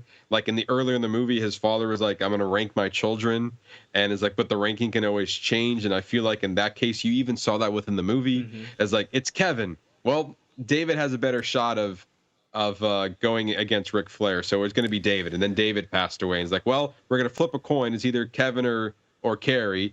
And it's like, Kevin was obviously the next person in line to do the job, but his father didn't trust him. And like, you can see him going further down the totem pole when it comes to like, quote unquote, who's his favorite under his father's eyes. And again, now he's the only one left standing in this tragic situation. You felt all of that within his performance. And I even give credit to the actor who played the father, Holt McCauley. I mean, he was, oh yeah, he did like this. He was like a hard ass, but like you can tell that he cared, but also he had a really focused mission. It's like he almost wasn't phased after his sons kept dying. It was almost like the next thing, like, okay, this sucks, but we have a belt to win, or we need to focus on the mission. This is for our family, all this stuff. And like, it's just tragic to see how he was reacting to those situations as well. I mean, you even saw it on the day of the wedding. He's like, "Take your sunglasses off. Wear your head high. There's no crying." And then like Right. like the funeral. Yeah, the day you were talking about the coin toss. That happens the night that they bury his son. Yeah. Like, how crazy is that? That's what you're talking about right now? Like, I understand that that's their family, and I don't know, Like, but I that's their guess, livelihood. that's their livelihood, and I understand that, but it's like, I mean, the dirt is still loose. Like, he's just got put into the ground. Yeah. But, everybody copes in their, it has their own way of coping. And just like, again, just kind of showcasing the timeline, I was looking up to see how far apart each tragic death was. You had the son named Jack Jr., who was at a young age at a family tragedy. I forgot exactly what the story was, but I believe he was like either 4 or 5 when he passed away. Yeah, electrocuted. And so that's right. And then he was technically the oldest, but died at a young age. And then after, we see what we see in the film, we see David, who passed away in Japan in 1984. Mike then committed suicide in 1987. The Chris Von Erich brother who was not showcased in the movie, committed suicide in 1991. And then 2 years later, Carrie committed suicide in 1993. So it's just literally within not even a 10-year time span, you lost 4 of your sons in this tragic, like, and to the point, for those people who didn't know the story like myself, and obviously you going into it, let's just remember the first half of this movie was actually pretty upbeat. Yes. For the most part. Yeah, the first, it was definitely at the halfway mark where it took that turn. But the first half of this movie, it was more or less the traditional sense that you'd expect this movie to be. Here's this wrestling family. They had some hardships trying to get to where they were. Now, many years later, you have your sons going into this wrestling ring and doing this every Saturday, making a name for themselves. And honestly, as far as wrestling is concerned, I'm not a huge fan of wrestling. But what took me back was when Zac Efron's having like the first date with Lily James, and she was explaining like, what is wrestling? What you do and all this stuff. And he explained it as like, isn't it all fake? Like what are you actually like going for? Isn't like this belt like predetermined and all this stuff? And I liked his response from it, because it actually gave me a lot of respect for the sport, where, not to say I didn't have respect for it before, I just, didn't have a lot of understanding behind it, or 100% why people will go after it, because it's all more or less predetermined. But how the way that he put it, and the way that the words were written in this scenario, I was able to connect with that. And basically what he said was like, you're basically here to put on a performance. And if you perform well and the crowd likes you, then you get a promotion. And then from there, it kind of goes up the ranks. And then eventually you get the belt because you performed the best with the best audience reactions to that. And I was like, oh, okay, yeah. I guess that makes sense, because you're in the world of entertainment. Like, you're here to put on a show. And even like before one of the matches, they were like going over, it's like, okay, I'm going to do this, and then I'm going to do here, and be careful because I'm going to swoop in and do this instead. Like, I'm not sure if winners are involved, but I feel like, I don't know if the winner is predetermined, but I guess also with any type, like a sport like that, like, I guess whoever has the better story would then, continue to move forward with that promotion, because you're also, not only is it like you are performing in the wrestling rink, you also have to perform outside of it. We saw that in a very clear way when Kevin was talking to the announcer. Like, he's like, "That's right, Rick, and I'm gonna get him, and he's gonna shit. Can we start over?" And then you had his brother David doing it, and he was like, "And this is me, and this, you think you can come after my family? And he was like really playing it up with the mic, and even his father congratulated him for it, as like, this guy knows how to carry the crowd and be in the ring, where Kevin is only good for the ring and not the crowd. So. Like, I didn't think about that. Yeah, you're right. And it dived into a lot of those scenarios. I think they did a great job earlier, like the first half of this movie, showcasing the struggles that Kevin was having, even being in the eyes of his father and in the ring, but also like, in a sense that even though Kevin was first after his father, of course, like his brothers kind of came in later, and they succeeded him to his father's eyes, because they were able to carry the performance better in the ring than say David was. And so like you can see the pain already, even before the tragedy started happening, that Kevin was feeling, just kind of being left aside. And then the highest point of this movie was when the brothers were all together, like in the ring at the same time. We have his brother Mike wanting to be in the band, and like his father didn't understand that because he didn't think it was a career, but they all like snuck out of the house, and so the youngest brother can go be playing at a college party and stuff like that. So like you had like those great moments, and then really right after the wedding, like it just took that flip, and I wasn't prepared to watch all of that happen, because you're like, oh wow, the one brother died, and then the other one, and then the other one. And for me, the most tragic in my eyes was Mike, was the youngest brother. Yeah. Because it's a field where he didn't even want to be in. True.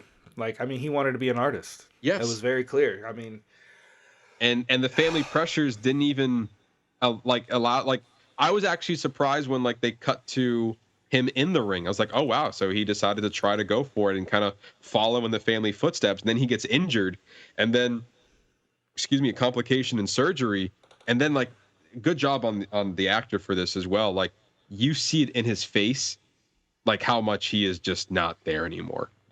Like physically, mentally, like, it's.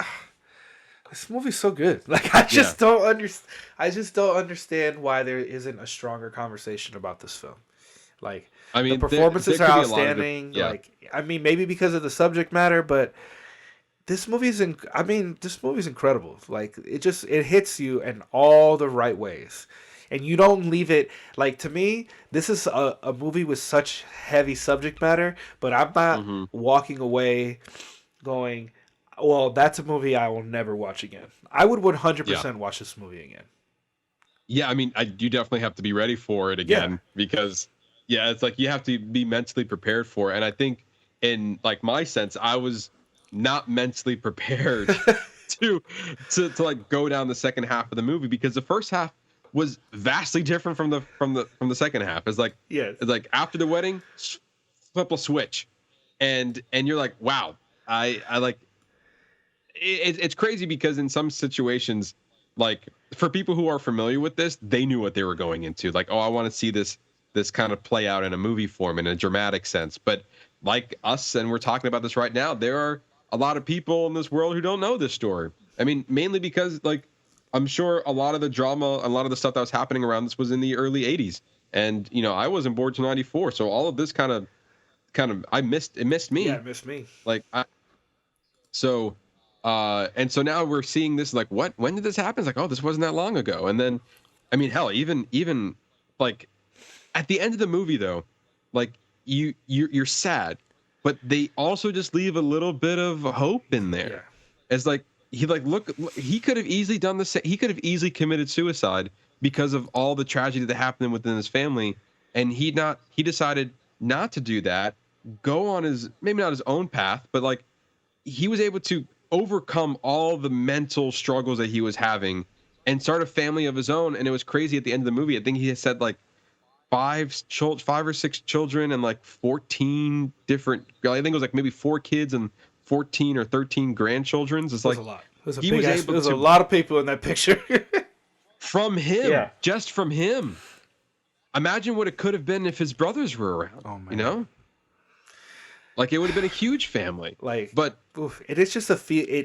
To me, it hits you as a good feel good at the end, because literally after I saw this movie, I told my wife, I said, I just want to tell you that I love you and I love our children, and that if you want to have another kid, like we can do that. We can make our family as big as we need to, because there's some people who don't have family. But what it does is this movie made me appreciative of what I have, because it's nothing compared to what this man had to go through, what he had to endure to survive. Like not even go through. Like he is the sole survivor, and who has to live with all. He still. I mean, of course, I would have to imagine he would still harbor that within his heart, like everything that he's been through, and like that's what makes him the person that he is today. And absolutely. It's just, it's an incredible story that was handled with such love and care. And you can tell that even like there was a scene where he was trying to sell the wrestling, like his part of like the arena, like I forgot what division that they were in. Obviously, I think now everything is consumed under WWE now, but at the time it was like different factions, and then they kept buying them out, and but essentially all the same thing. And you can even sell like the guy who was like trying to sell it to Kevin. He's like, your dad invited me out to the ranch or to the farm or to the house or whatever it was, and he tried to convince me not to sell it to you and all this stuff. And he's like, well, I'm glad it didn't work. Yeah. Because for him and for Kevin, like he gave him the business, and like his father gave him the business to run, and now for his father's eyes, you're a disappointment because you sold the business. But like he was doing what he needed to do for his family, and you gave him the legal right to run it. And if it was better to sell it off, especially around all that tragedy, I would have done the same thing. And I think he still went on to, after he sold it, he's like, hey, if you ever want to be in the ring, let me know. And I believe he did for another couple more years. Yeah. Under the new faction and what it was, maybe under WWE at that point. I'm not sure exactly all the history of wrestling, but he was able to continue with that. And then quickly, you mentioned going back to Jeremy Allen White. It's like his story of how he didn't tell anybody that his leg was amputated in the accident that he had, and in some cases you would think that was the tragic moment, was that he got into a motorcycle accident and he had to amputate his leg and he could no longer wrestle. But no, he overcame that adversity and then continued to wrestle even for a longer period of time after that, hiding the fact that he didn't have a leg, and then but still tragically then committed suicide a few years later. How crazy is that? Do you understand the athleticism it takes to achieve that? Like how, like that, like that, even just that part of this. I mean, his story is so tragic, but even just that part is just such a testament to the will and just the strength in the athleticism that individual had. Like how incredibly hard that must have been to do all that shit that he was doing wrestling with an amputated leg. And like what I really loved is that they showcase when him and Zac Efron are in the ring of like how hard, and I mean to Jeremy Allen White, like really showcasing how hard it could be to have to go through that. You know, when he's starting to train and he just falls down and he's like, well, get up. If this is what you want to do, then get yourself up. And he did. Obviously, it's unfortunate that he had his life ended the way that it did. Yeah, and I think you just said it, but like the scene where like he was trying, like, to me, like you think like, yeah, you're going too fast. Like at that moment, I feel like that he's just trying to get back something he would never get back again. And then later in the movie, he's like, oh shit, he went back and he did it. Yeah. Like that's like they kind of brushed over that a little bit, but because the movie was again focusing on Kevin. But I thought when he was kept following down in the ring that they have in their backyard, I thought that was like, okay, I guess that's like, he's trying and that's where the story is going to go for him. But no, he succeeded in that. Mm-hmm. But it's so tragic. But in a movie sense, great movie, incredible. It's a fantastic movie. Ernesto, your final thought? I mean, I think I've said it. I mean, I absolutely love this movie. One thing I will say is that I was talking to a friend and they were upset that they didn't do any research like before they saw the film. But I think, as you and me have kind of discussed already, that I'm glad that I didn't, because when I watched the movie, like I was experiencing it as Kevin was experiencing it. Now, some of them were kind of like, some of them was like you were able to figure out, like when David is thrown up in the toilet and they go to that line dance scene at the end, and then the very end of that scene they kind of hold on him. You're like, oh, something bad. Like you immediately get the feeling like, oh, something bad's about to happen to him, and then the next scene is when you find out that he passed away. But I think I enjoyed it the way that I saw it, because I felt like I was able to endure the pain with them, like finding out as it was happening, if that makes sense. Like not knowing the story beforehand, not going, oh, this is when David dies, or oh, this is where his brother's gonna kill himself. Like not. I think not knowing that made it hit harder for me. Like not going in blind. Yeah, and you know what? You made a really good you brought up a really good point here. Last week we reviewed Maestro, another movie based on a person, a true events, more or less of a biopic, so to speak. And so we have two different movies going over a course of people's lives, and you walk out of Maestro in a way where I felt like you needed to know his story to have an understanding of the movie, and therefore you're doing research. At least I did research to understand what his story was to understand the movie. And then we go into Iron Claw, where I feel like the movie did a great job of telling me the story that I want to now do research to understand more of the story that they did a great job explaining in the movie. And so you have two different avenues of how you're going about research, understanding and wanting to know more. And I think this is just a great showcase of this movie did such a great job with the material that they were given and with this story that I felt the need to then go online to do my own research on like what did they miss, what further going down, like how did this how is the real life story compared to this, like because you were just so moved with the story that they brought to you in the movie. And especially for a time when we were not a part of, we were able to see this movie, and this is our gateway to knowing the story. I'm sure there's a lot of other people who knew about this, and like we do with other movies, like, oh, I know that story, like Dumb Money. Yeah. Dumb Money was like, we were alive for that. That happened not too long ago. So we know where that story was going, but we wanted to know it because we lived it. Absolutely. So we just want to see how it was portrayed in a dramatic sense. In this case, we didn't know the story. So the movie was first, and then we learned the real life events. And that just happens, that just happens how it's. Well, I think the thing is, it's interesting how. No, what were you gonna say? I was just saying, like, it's an interesting way of like how you approach a movie and how what you get out of a movie and wanting to do, like the three examples that not to knock Maestro, but I think this is what it did is show us how strong the story, how much stronger the story is in this film. Like yes. I didn't walk out of there going, well, I felt like I'm missing something. Whereas I had that feeling during certain parts of Maestro. Absolutely. And I mean, that was part of the story. Like, obviously, I mean, we talked about last week that the story of Maestro was not his strongest part, but there are other strong elements of the movie that we talked about in last week's episode that you can listen over there.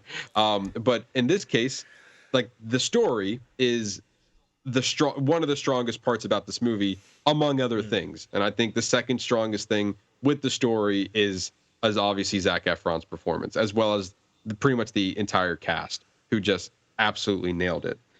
It's a heartbreaking movie. It's a tragic movie, a movie that I didn't expect it to be that way.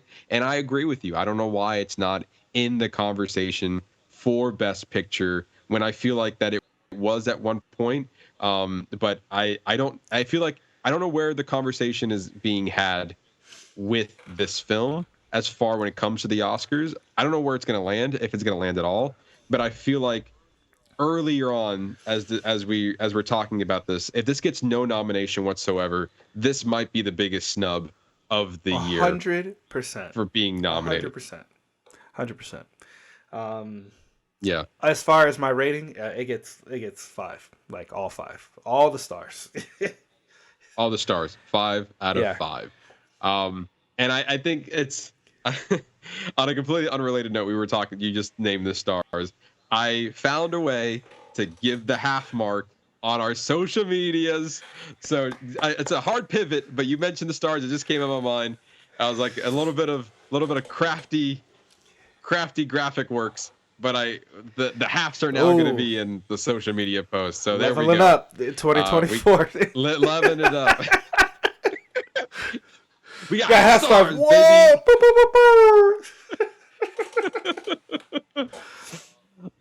But yeah, our official Letterboxd rating, it's 100% a 5 out of 5 stars. There's not a lot of negativity I can say about it. It's heartbreaking. A movie I wasn't expected, but like you walk out of it and you're just like, damn. Yeah, that's why I was like, wow. That's why my text was like I don't even know what to tell you about the movie that I just experienced. Yeah. Yeah, definitely recommend go watching it. And I think this served as a better spoiler review than what we would have.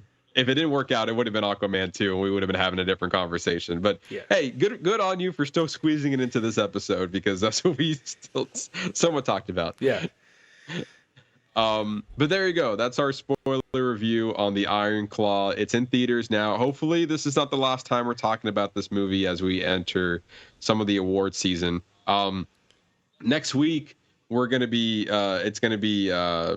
Next week is at this weekend for next week's episode is going to be the Golden Globe Awards is going to air on one of the. I don't even know where it's going to air. I completely forgot about it. It's going to be airing somewhere, the Golden Globes, and I think it's on. I think it's on CBS. I think I watched the Golden Globes. I thought it was ABC. And... No, ABC is the Oscars. Oh, you're right. CBS. Okay, so the Golden Globes is going to be on CBS on January 7th, which is, I believe, is a Sunday. So by next episode, we're going to see those results and kind of more or less giving the lay of the land of like how the next, how this year, or if we don't talk about next week, we're definitely going to be talking about it the week after, maybe in combination with the Critics' Choice Awards will be in the following week as well. So award season is upon us as usual as at this time of year. And so we're going to be, hopefully the Iron Claw is somewhere in there, Ernesto, because this is really a special movie. It absolutely is. It really is. But with that, tell the listeners what they can look forward to next week. So next week, we are going to be reviewing Matt's most anticipated movie of 2024. I think that's a false. I believe you told me this is a movie you wanted to see more than anything. No, we're going to review Emma Stone's movie Poor Things. It's talked about in the theater. It's been talked about in the circles to be a part of the award things. We'll see why. Early reviews, I don't know, man, but we'll see. It's gonna be. I feel like it's gonna be a thing that we watch. It's kind of where I'm at with it. You're not jazzed up. I think it's very clear about it. It's weird, but I have been wrong before. And I am always happy to admit when I am wrong. So if we're going to put things in perspective, Ernesto, we have the Iron Claw that we just reviewed, right? The critics give it an 89%, with the audience giving it a 93%. So very high for the Iron Claw. For Poor Things, the critics gave it a 93, and the audience gave it an 81. So also very high. So but I have not... But reverse, yes. But still high. So I'm not saying that I am overly excited to watch this movie, but I am optimistic because it has been getting a lot of positive buzz. It's Emma Stone, Willem Dafoe, and Mark Ruffalo. I honestly don't know what to expect from this movie, and I kind of want to leave it that way because if it's going to be weird, at least leave all the weird in the theater. And this is being looked at as a Best Picture contender, as is being nominated for the Best Picture categories in the critics and the Golden Globe. So we'll see. If I'll be quite surprised if this movie is not to our liking, and then this movie's being favored over, say, Iron Claw. Yeah. But that's not the only thing we're doing for next episode, Matt. I think I look forward to this show every year. Not obviously not Poor Things. I'm talking about we're gonna be looking at the best and worst of 2023, and then what's to look forward to 2024. I mean, it's let's talk about everything we went through last year, and let's see what we're excited for this year. So I'm always excited to have this conversation. Yeah, kind of basically plan our schedule out for the year. Yeah, I know, right? But it's such a. I always also look forward to that episode because it kind of just in a year of review type of feel. Mm-hmm. It's like what was the best stuff that we watched in 2023 or that year that we just experienced, and I feel like there's always stuff. And for me, the stuff that I always look forward to is like the things that I wasn't expecting to be so good. Like it's like that moment that hits you, that moment that surprises you. You're like, whoa. That right there, that was a masterpiece. and I wasn't expecting that. And I feel like we got a few of those in 2023. But we also got a few disappointing movies that we had high expectations for and just tanked. Correct. And so we're going to be talking about. And this is the first year that I compiled my list from January all the way through December. Of I did a U. So all my movies and TVs I watched, I wrote them as the year went on. I just kept up. I just kept up with the list throughout the year. So, do you know what your number is? Out of curiosity, I'm not sure how you made your list, but do you have a number attached to it? I don't have a number attached to it, but that is a good addition for this year. Yeah. So do you want to know how many things I watched? So can I guess? Just to put things in, yeah, you can guess. Yeah. Are we talking movies or TV or combined? So both. Both. It's both. Yeah. I'm gonna say 138. That's a lot more than that. A lot more than that? Yeah. So here's how the list is devised. It's like it's not just the things that came out this year. It's anything that I had watched. Like I have like different emojis to, like I have like a popcorn emoji if I watched in the theater. I put the year next to it if it came out in 2023. So like I know when we were doing our list and our recap for next week's episode, it's easy for me to pick out like which movies came out that year. Because I'm not going to put down movies I've seen for the first time. Like on our like best of 2023 list, because those movies came out like a long time ago. Yeah.